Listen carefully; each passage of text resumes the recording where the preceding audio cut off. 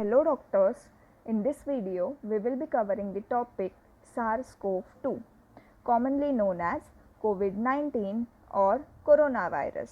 It is severe acute respiratory distress syndrome, respiratory illness responsible for COVID-19 pandemic.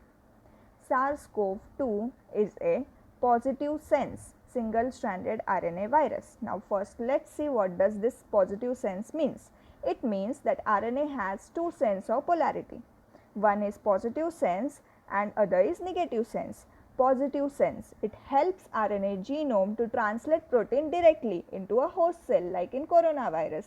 On the other hand, negative sense, it is bit complicated. This type of virus first must be get converted in positive sense and then only replication occurs. For example, Ebola virus, it is a negative sense virus.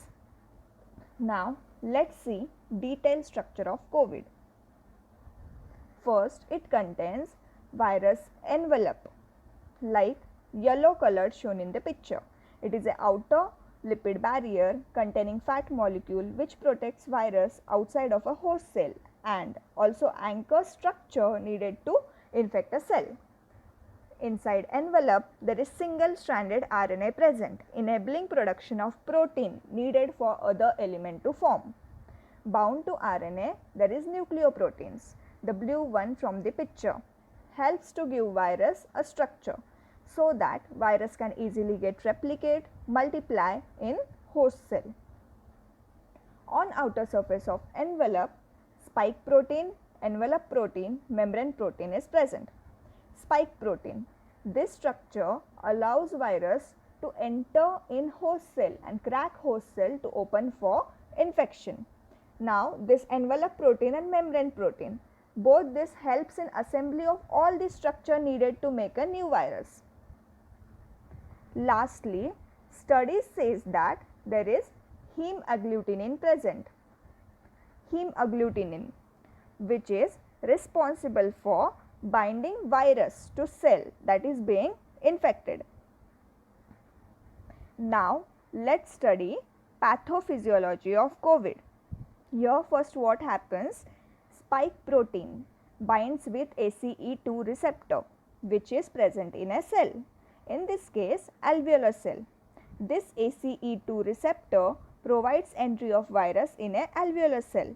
They get attached to each other like a key and a lock.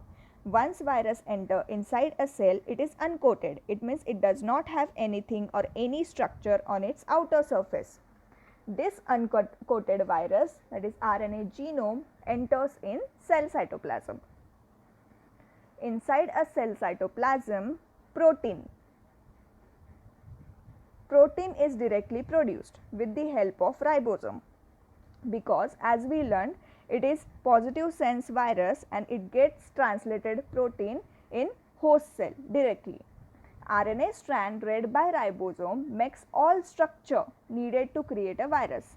Say that like spike protein, envelope protein in a cell membrane, and new virus is formed likewise, which gets replicate or multiply in cell membrane, causing alveolar injury and inflammatory response in alveoli. Now here, due to inflammation, inflammatory mediators are released. Inflammatory mediators is messenger that acts on blood vessel or cell to contribute inflammatory response like pain, fever, redness, etc. Inflammatory mediators released in COVID are cytokines, interferons, prostaglandins, leukotrienes.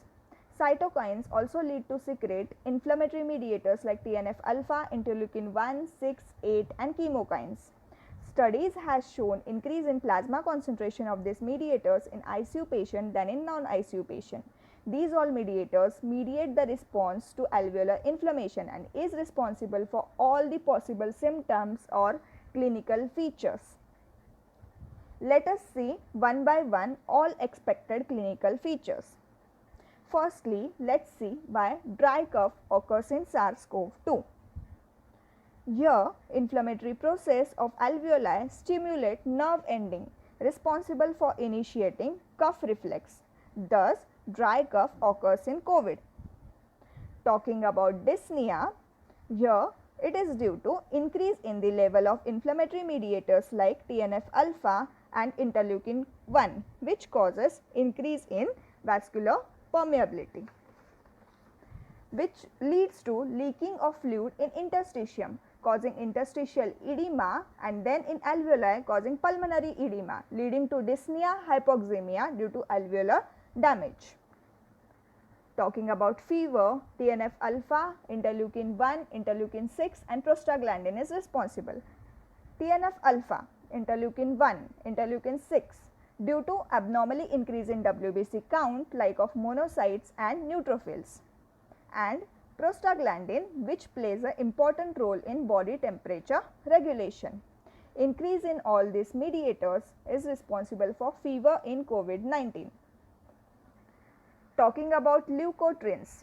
Leukotrienes, this inflammatory mediator causes bronchoconstriction and hence hypoxemia, that is low oxygen supply, and hypoventilation. Here further, due to low oxygen supply, it stimulates chemoreceptors in aortic arc and brain. Chemoreceptors are sensors that detect changes in carbon dioxide, oxygen and pH levels. Then they command lungs to breathe more in order to increase oxygen level in blood, and also command heart to pump faster to deliver oxygen to body, leading to tachypnea and tachycardia in COVID. In summary, lastly, due to injured inflamed lung, accumulation of fluid, that is pulmonary edema, ventilation perfusion, that is hypoventilation, and hypoxemia, that is low oxygen supply. These all are features of acute respiratory distress syndrome.